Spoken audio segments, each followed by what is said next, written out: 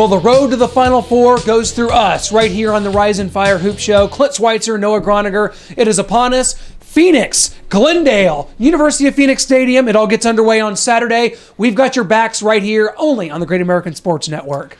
The 20th time the Gonzaga's been in the tournament. They finally have gone through. They pushed through. They have made the Final Four. Mark Few has done it. He's got the monkey off his back, the dogs, the cats, whatever he wants to say. He's done it. This team has done it. And boy, do we have a big guest today. Former Gonzaga Bulldog, now on their radio team, Matt Santangelo. He laid the foundation for where this team is today. Without him, without those teams making those runs, they don't keep getting the recruits, and they don't be where they are today. Well, I think you're right, and it's going to be interesting to talk to him about what this means for Gonzaga as a program. Forget about the fact the 20 straight tournaments. Forget about all the WCC titles. This is the big time. This, I think, if anything, justifies Gonzaga as an elite national program to the rest of the media, because people, they want to take their shots. They want to say that this team doesn't play in a good enough conference. They want to say that when it comes tournament time, they can't play with the big boys.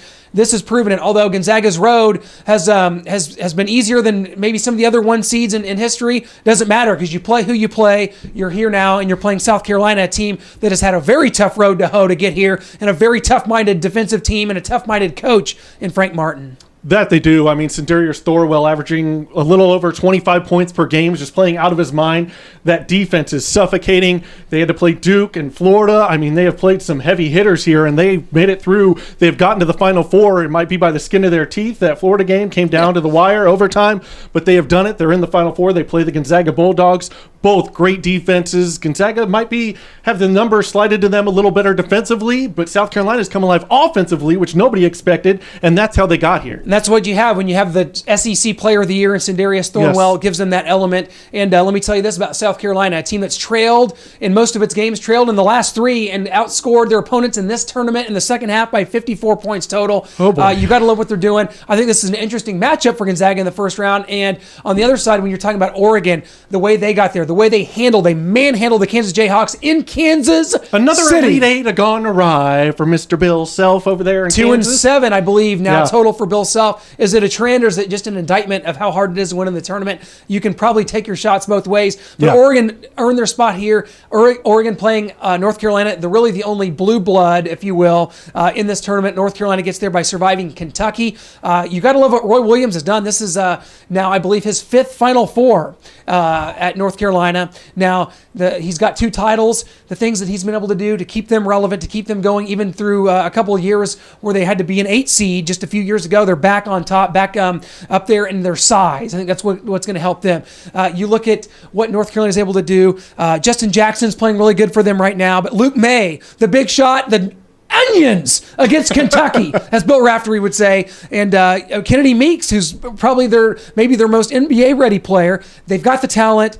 Carolina, Oregon, it's tough to handicap it, because I think what Matt Santangelo, we talked to him, what he agrees is that you throw the seeds out. Yeah, And I think so. I think you do. Joel Berry's got some troubled ankles. That might give somebody a chance. Hopefully Oregon can get through. We can have an all-West final, Gonzaga, Oregon. But North Carolina, they just look too impressive. But so did Kansas at the time. They're beating people by 20, plus 20, 30 points. And Oregon comes in there. Jordan Bell, 8 blocks, 13 boards. I mean, this guy went off, and they've just got physical, big man guards out there. So that's going to be tough for anybody. I mean, they don't have a lot of size down low, but just everyone seems like they're 6'6" to 6'8", and just big, beefy men there, and that is tough to deal with when you have slider guards out there trying to be physical with these big Oregon Duck guards. Well, without further ado, we want to welcome our guest. It is former Gonzaga Bulldog Matt Santangelo. And Matt, welcome to the show, man. I'll tell you, the stage is set, the road to the Final Four. It is all culminating here at University of Phoenix Stadium this weekend, man. As a Gonzaga fan, as a Gonzaga alum, you just kind of got to enjoy the moment, don't you? You really do, and I knew it was going to be emotional. I didn't know it was going to be this emotional. It has been, from those closing minutes of the Xavier game, it has been quite a sprint here the last few days as we try to turn our attention to get down to Phoenix for the Final Four. Well, Matt, what does this mean for the program, and what does this mean to you personally now that Gonzaga's finally got over that hump? They've made the Final Four. Is this time to say, take that, Khalid El-Amin? We've finally done it.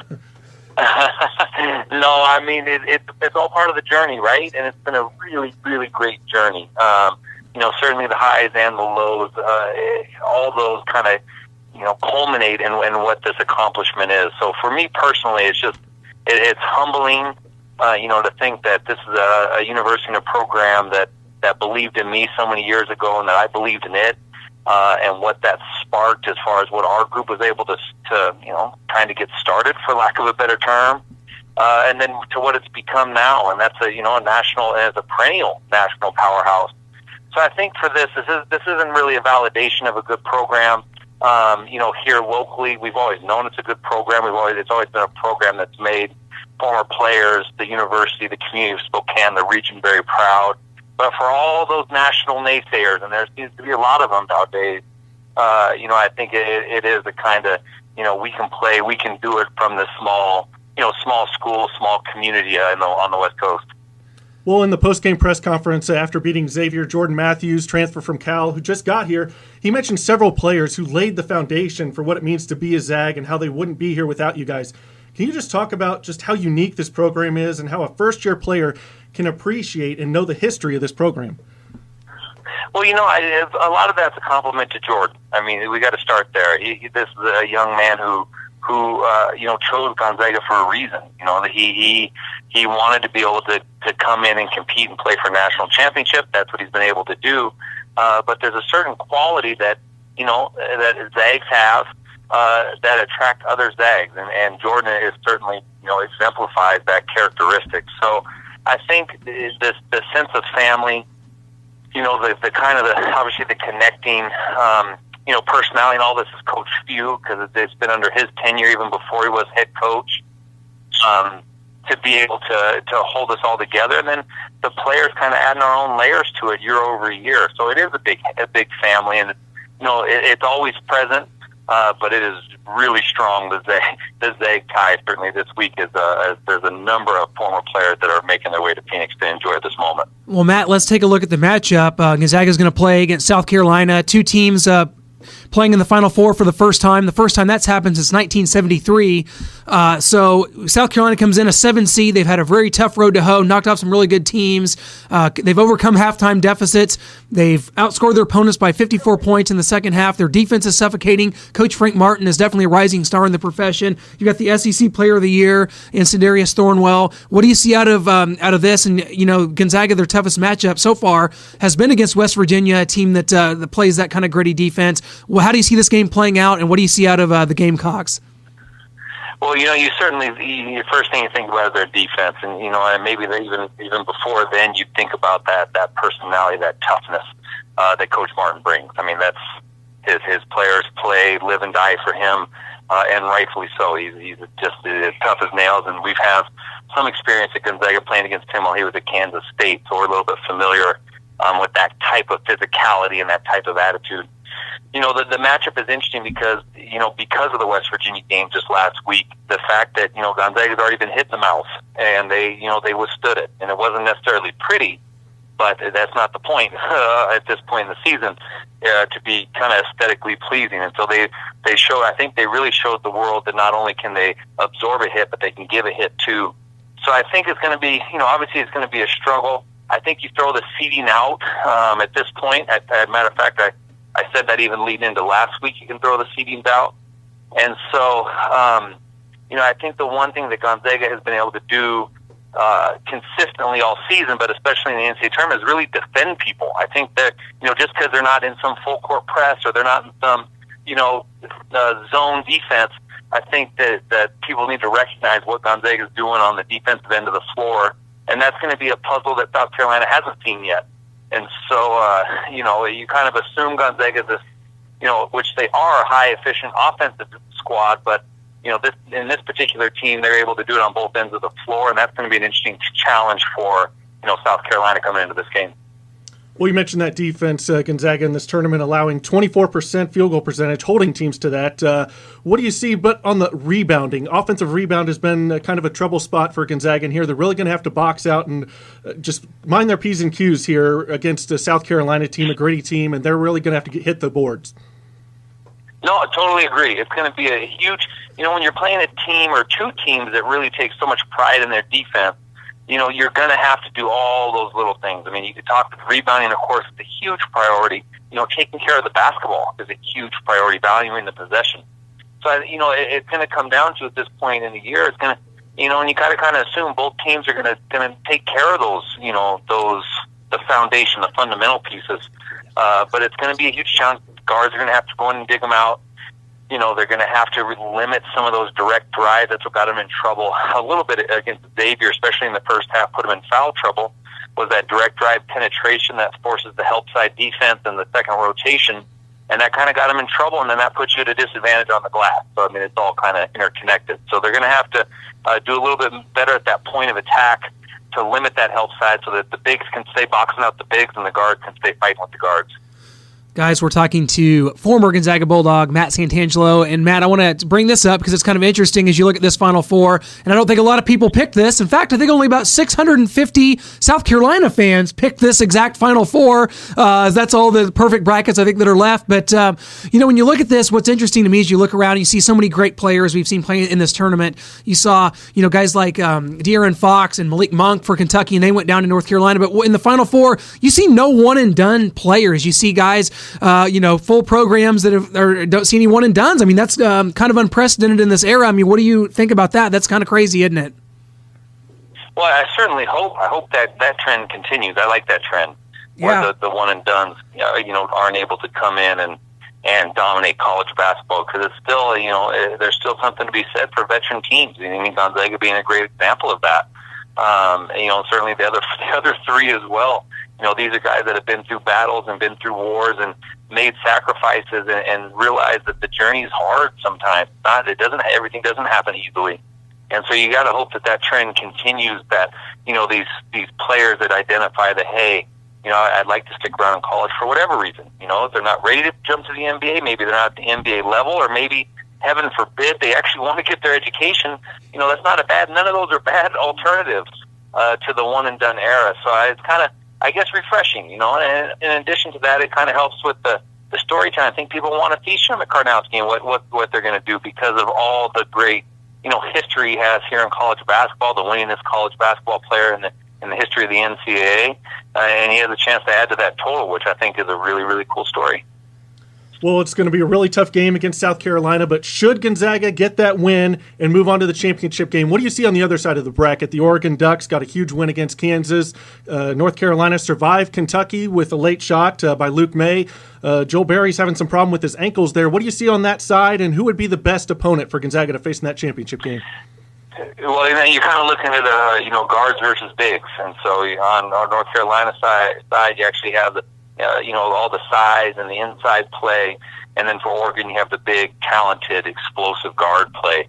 And so it's going to be, an interesting contrast on that. But I think it kind of speaks to Gonzaga with Gonzaga's size. Maybe there's an inside advantage to the Oregon matchup if Gonzaga is able to get there. But those guards, like I said, especially in a one-game situation, those are a couple big, strong weapons that could get hot, that could really change the complexion. Ask Kansas about Dorsey right now. That they can really change the complexion of the game, and dangerous in that sense. But I think because of Gonzaga's, ability to defend, they've shown that they can really take out opposing teams, scores and really limit what opposing teams want to do on the offensive end through scouting and then through execution. You like your chance against a team that maybe doesn't rebound it as well in Oregon, and that has a couple players that they could really try to focus on and try to slow them down as hard as that may be. And of course, I'm biased. It's always good to see West Coast versus West Coast. I know that's just gonna give all the East Coast media a little stomach ache, and I'm okay with that. Well, kind of talk about what this kind of scene is going to be like at the University of Phoenix Stadium there in Glendale. You've got North Carolina coming in, probably the biggest fan base. They'll be invading Glendale there, and just kind of talk about how many Zag fans you see making the trip, and what just kind of atmosphere you foresee there in this dome setting. And for the first time in many years, this Final Four is the first time that these teams will have seen a dome. Usually the regional finals have been, featured in the larger stadiums. This year they went back to arenas. So playing in a dome, a little bit different, and just kind of what do you see out of this, out of the scene coming up? Well, I know certainly North Carolina has a huge fan base. I think Oregon's going to travel great. I think the other three are all going to travel great because it's the first time. Even though Oregon's been there twice, the first time was a long, long time ago. Yeah. And so I think that you're going to get some really, really interesting, crowd support. You're going to get some interesting dynamics inside the arenas. Both, crowds go back and forth. And I think that's just going to add to the energy and add to the excitement. So I think the other three are actually going to travel really well because it's so new and so unique, and at this point so rare for these programs. So I wouldn't hands down give it to North Carolina.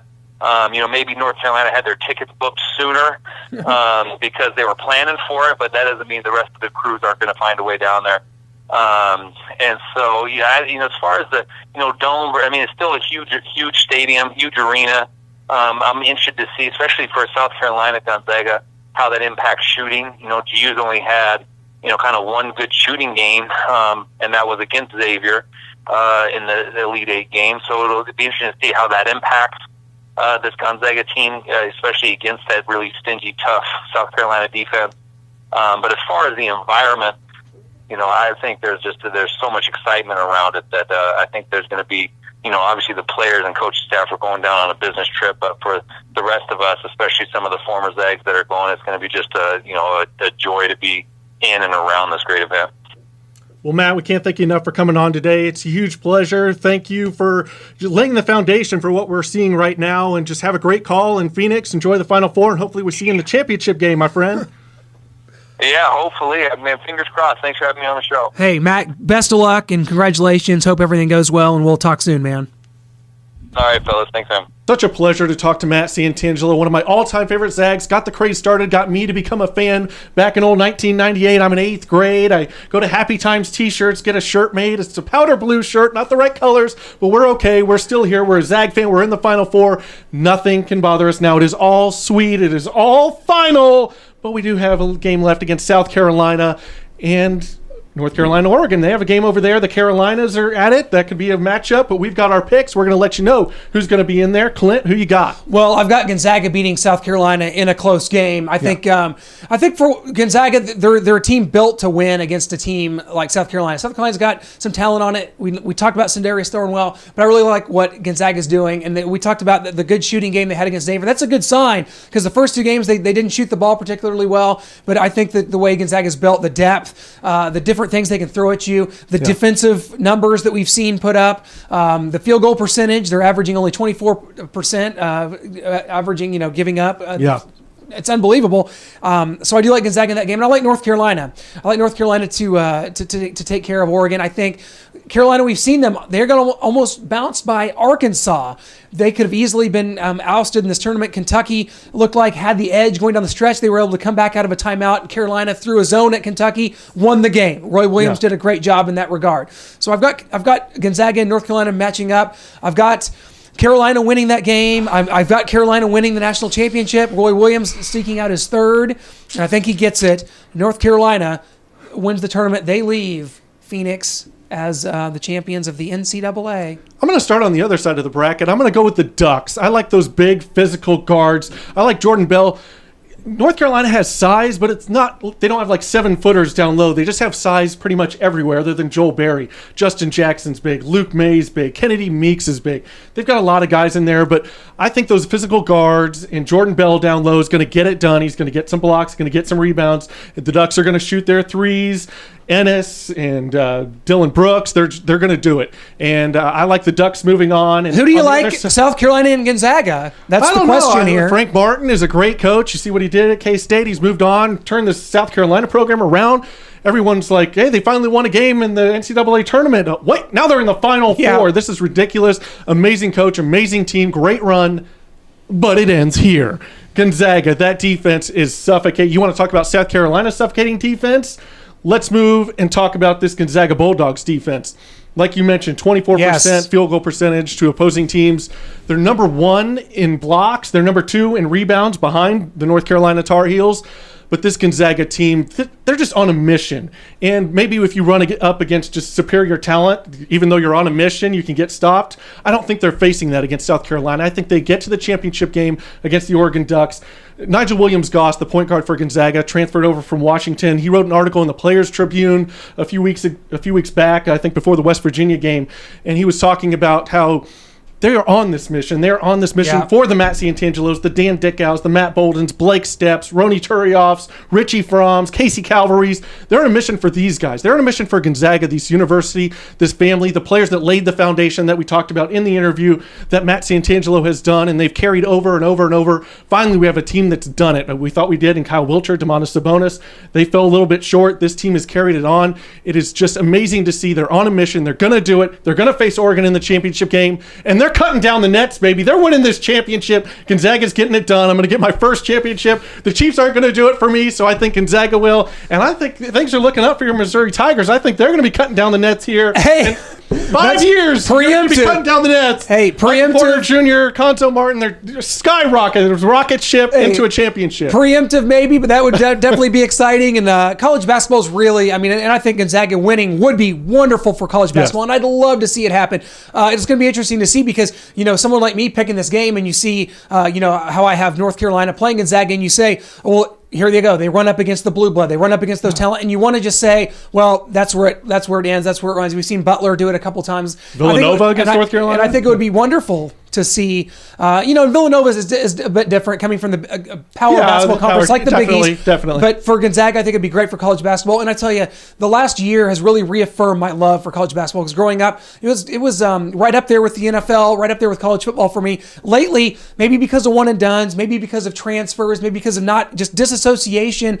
And officiating, when we saw that in this tournament, North Carolina and Kentucky, for instance. Mm-hmm. But this reaffirms my love for this, and I think this is going to be a wonderful Final Four. Some great fan bases out there. I hope everybody enjoys it. We're going to be back. The Rise and Fire Hoops Talk, man. We are going to be going through this, going to come to the championship. Whoever wins it, we're going to come out and try to bring you some great coverage of that. Try to find a great guest to bring on to congratulate them and whoever wins this championship. I'm just excited to be a part of it this weekend in Phoenix, man. You say we may come out and celebrate it, but if Gonzaga loses, I may be in a fetal position in a corner weeping. I don't know. But that is all to be tuned. Stay tuned. Yes. We will see.